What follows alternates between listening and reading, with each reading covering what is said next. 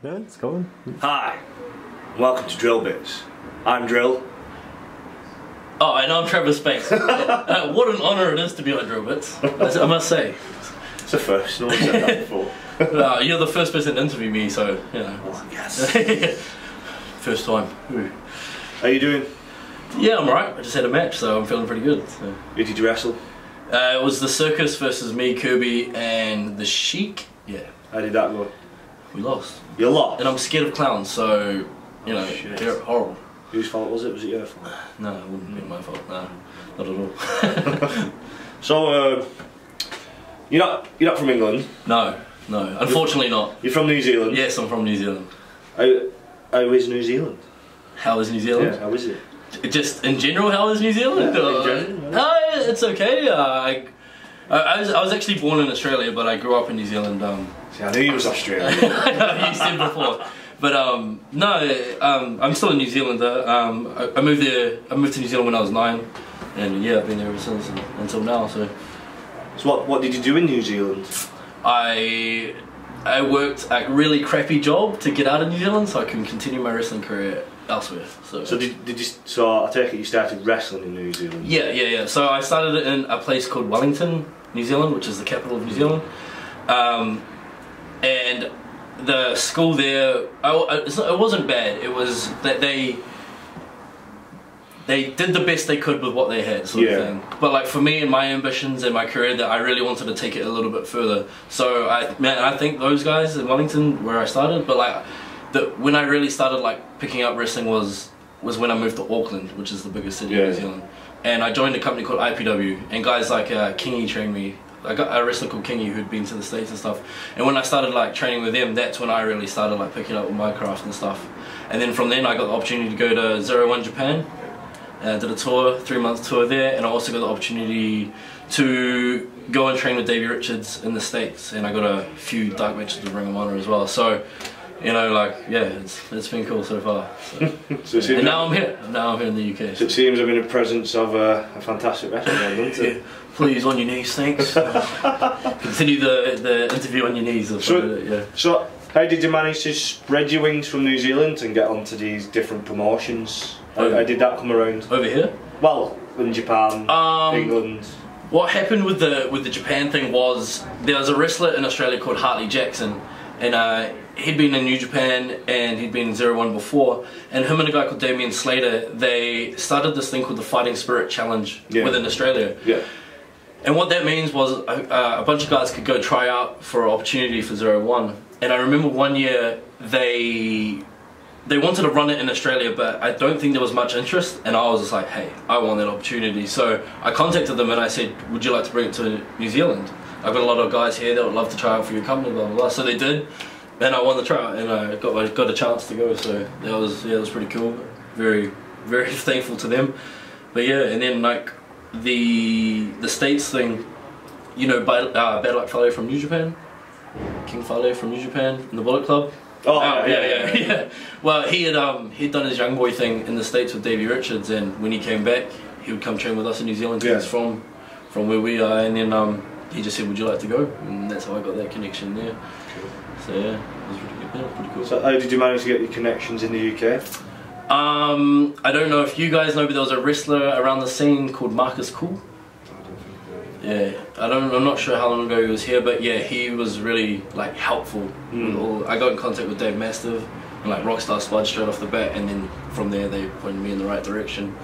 And yeah, and I've been training with the Hunters as well, Hunter Brothers, and yeah, it's been really cool. Like everybody's been like super nice, everybody's like vouched for me and made me feel really welcome. So you know, like it's all been positive so far. So do you live in the UK? Yeah, I do. So I'm here for the next 2 years, but I'd love to extend that stay. Yeah. But that's why I'm here, to wrestle and make it my career. So make it my job. So do you wrestle full time? At the moment, yes. Yeah. So yeah, I don't have a job at the moment. So, but yeah, I'm surviving off wrestling, which has been my goal for ever since I started. Yeah. So how many UK promotions do you wrestle for at the moment? I don't know. I've got about 30 dates lined up so far, which is pretty cool. My main, like, I've got all the fight clubs, Attack, Southside, I got an ICW one coming up in July in Birmingham. Nice. But yeah, and whatever else I can get on. But those are my main ones at the moment. Yeah. So are you finding living in the UK? it's the best part about living in the UK is the cheap food, because it's super expensive in New Zealand. So all I can do is go to the gym. All I do is go to the gym and eat food, like good food. So How does the food taste? Because I know an American referee who came over one time and he said everything's bland compared to America. I don't know, I haven't had any problems so far. I just love it that it's cheap, so I can buy heaps of it. So yeah. So you've been in the UK for a while. Yeah. So who's the favourite guy you've wrestled so far? I had a match with Mark Andrews at Attack. Yeah. At the Attack the 80s show, and it was like a Back to the Future theme thing. Yeah. And I came out as Biff and he was Marty. So that was a really fun match, and I felt that was like the first match that I really started getting like, I don't know if it's noticed, because I don't think I've noticed just yet, but like I started feeling like fans were starting to get behind me from there. You started to get somewhere. Yeah, starting to get somewhere, and then I did Fight Club, and then I faced Chris Brooks at Fight Club, and then after that I was like, yeah, this is the place to be. Do you know what I mean? So yeah. So where's your favourite venue that you've wrestled at so far? I would say the Fight Club one. Have you seen it at all? No. It's just like a ring in the middle of a nightclub with cages around it. Yeah. Well, actually, I think I might have seen something like that. Yeah. It's the most unique, like, probably environment I've ever seen in wrestling. You know, Yeah. crowd all just like banging on the fences and stuff, and I was like, wow, that's a really cool, like, unique feeling. So yeah. So how long did you train before? Before I debuted. Yeah, before you debuted. That was wrestling. The place that I've originally learned, I trained for 2 months, and then I was in the ring. I don't know if I was ready, but like, yeah, I was. Did you train every day? Yep, I did. Yeah, it's actually an interesting story if you have the time. Go for it. So I didn't know there was wrestling in New Zealand at all. Like, I wanted to be a wrestler. I was doing a sports degree at the time, and I hated it, so I quit it. And I was like, I'm going to pursue professional wrestling, however I can go about it. So I searched it online. I found the contact of a man named Martin Sterling who ran NZWPW in Wellington, and I called him and he said, yep, come down, we've got a sports course. Like, we've got a professional wrestling course that runs 5 days a week. And I'm thinking, oh my god, I've hit the jackpot with wrestling, do you know what I mean? Yeah. And so I went down. First day I was there, started noticing things probably weren't all as they seemed. So I got there, just me and another guy were there, and to his credit, that very first day he taught us professional wrestling. The next day I turned up, he was just like, can you guys do my gardening? And I was just like, this is a little bit weird. And then like, what had actually happened that I know now is it was a troubled youth course that he had disguised as a wrestling course, and he needed training for it to get funding.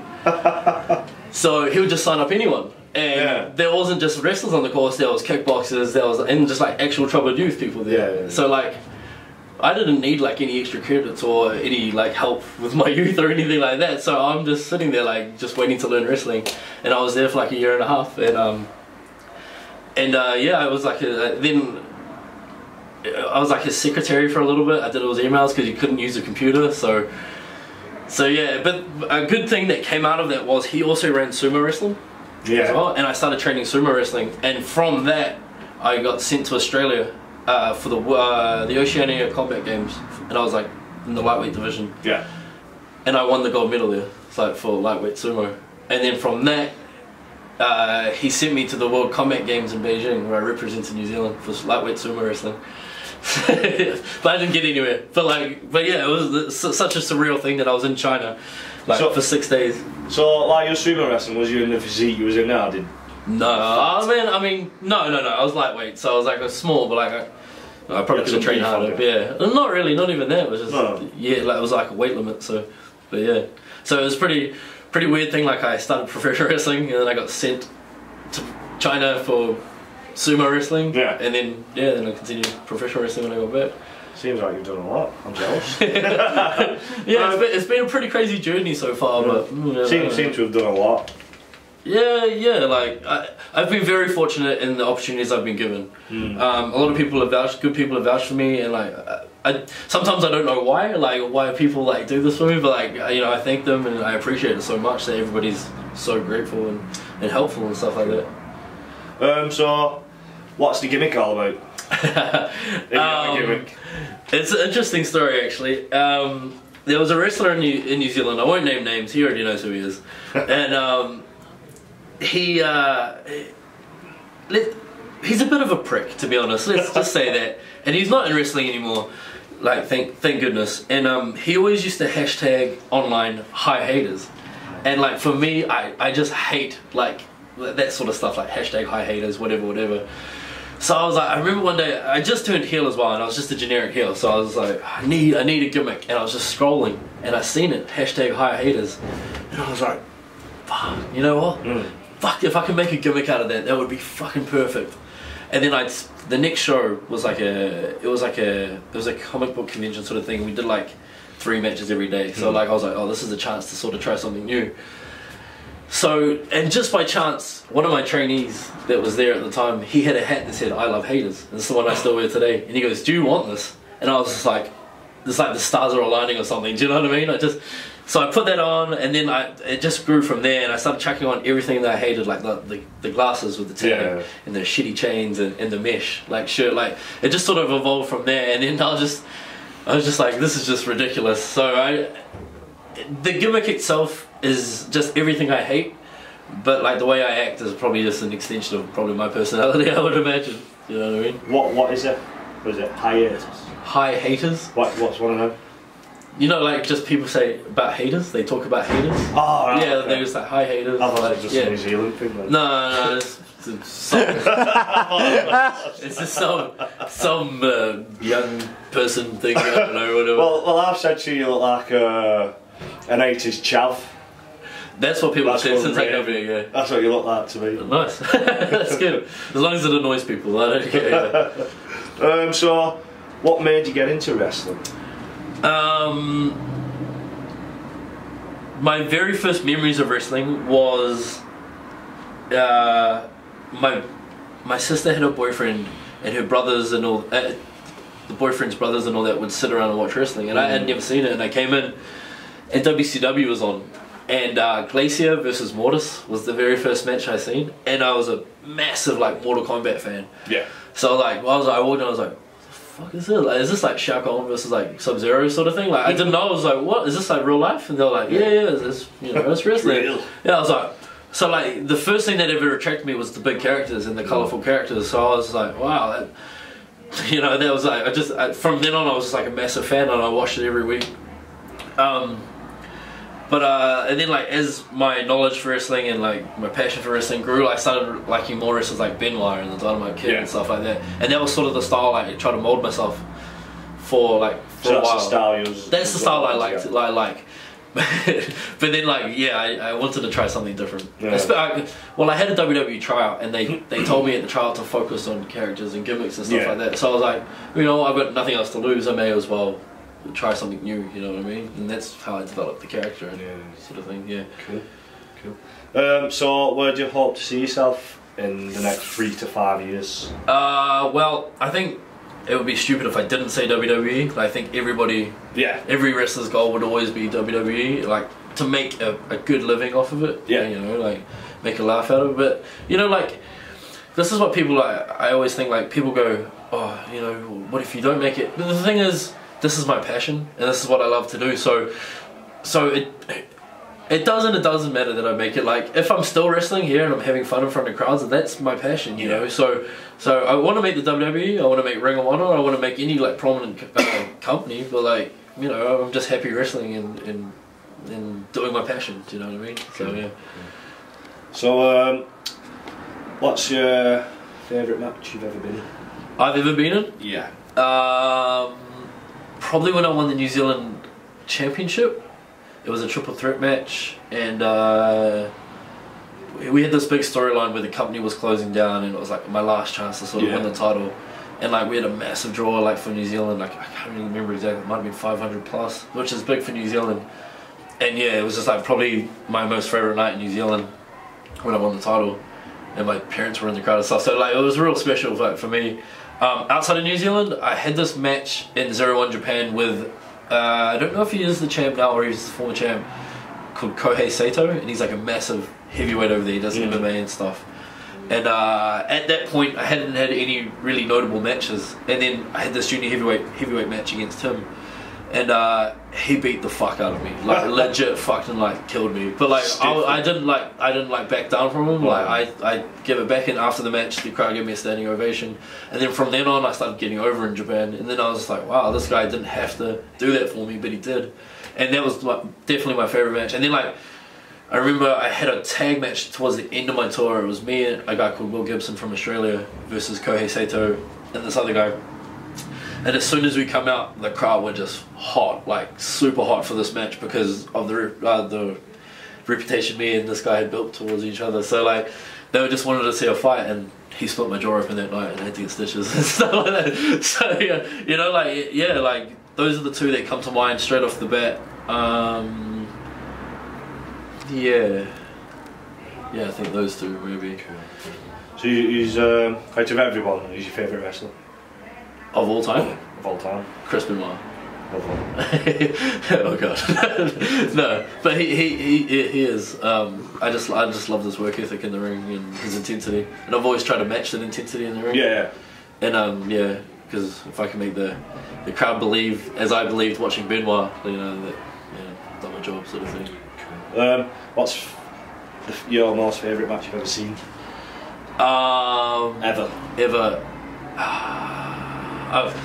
My favourite match of all time is Benoit vs Kurt Angle at the Royal Rumble 2003, and I don't know, I love that match. I've always loved that match. And then the other one would probably be I think Christopher Daniels, AJ Styles, and Samoa Joe at Unbreakable. I can't remember what year. 2005 maybe? I'm not sure. You know the one I'm talking about, don't you? No. Oh yeah, I was amazing. Check it out. No. When he had the gold shorts on. Yeah, I think so. Yeah. And one more, Samoa Joe, Kenta Kobashi from Ring of Honor. They just beat the fuck out of each other, and I love it. Nice. Yes. I forgot what I was going to say. Oh, that was it. I probably already know the answer to this, but who will be your ultimate tag team partner? I don't know, like, I would say Benoit, but like, I'm not sure, like right now with the character stuff I'm doing, I love like watching like characters work at the moment. So like if I could just like Dalton Castle right now, I would love to tag team with, because like our characters are quite similar and I could sort of play off them and stuff like that. But like, of all time, I guess it would have to be Benoit. Like just you know, just Benoit. But like that's just a selfish choice. But yeah, but currently it would be like somebody with a big character like Dalton Castle or something like that. So. Who's the most famous person you've ever met? Wrestling wise? Wrestling. I'll give you the list, shall I? No. Well, in Japan I trained with Masato Tanaka, which was really cool. Of course, Davey and Kyle, who trained me in the States. But then I was fortunate enough in New Zealand to get the opportunity to wrestle with Bushwhacker Luke. I got to wrestle with Hacksaw Jim Duggan, Ted DiBiase, and just before I came here I wrestled with Jake the Snake as well, and he gave me the DDT. So you know, I was I was trying to do my job, but I couldn't help but be a little kid at the same time. It was really cool, really surreal. Alright, last question. To a person starting out wrestling, or a year in, what advice would you give to him? I've always been massive on training and being in the gym. So just with training, is like just prepare your body for the business. Like it's gonna be hard. So get in the gym, you know, condition your body. Be consistent too. Don't like go once and twice. You know what I mean? You have to be consistent. Like if you want the best results. It's the same with like wrestling training as well. Like, just go to wrestling training, like, and just immerse yourself in wrestling. Like learn everything that you can. Like every day I watch 3 matches. Like just anything. Yeah. I can learn anything from any match. Do you know what I mean? So like I try and like always keep in touch with the business, and always try and immerse myself with the business and learn as much as I can. Also too, like if you're at shows, watch the main events or watch just any match. Like I sit there and I try and watch most matches of the show to see what people do. Like even if you think maybe you're above somebody, like just watch someone, like they might give you something that you've never thought about in a different way. Would you give them advice as well? Whoever, if you thought you needed to give it to them. If they ask me, I'd give them advice, and I'd give them honest advice too, because I think the worst thing in wrestling is people saying, "Good job." I was alright. Yeah, you know, good job. Like, no, give them some criticism. You know, like we're all adults here. Like, you should be able to take criticism. Yeah. You know what I mean? Because I ask after every match, I always ask somebody, "What do you think?" Like, can you give me some advice? And if somebody was watching, like, please tell me what you thought. Like, and everybody's got different views and different perspectives. So like, they might tell me something, I might get mad, but I might be at home later going, you know what, fuck, that guy was probably right. You know, like, maybe I'll think about it. Like, I'll think about it later, like what he said or something. I don't know. Like, just keep an open mind as well, because don't take this business too seriously either. Alright, cool. Well, there you have it. Thanks for watching. I'm Drill. I'm Travis. Catch you down the road.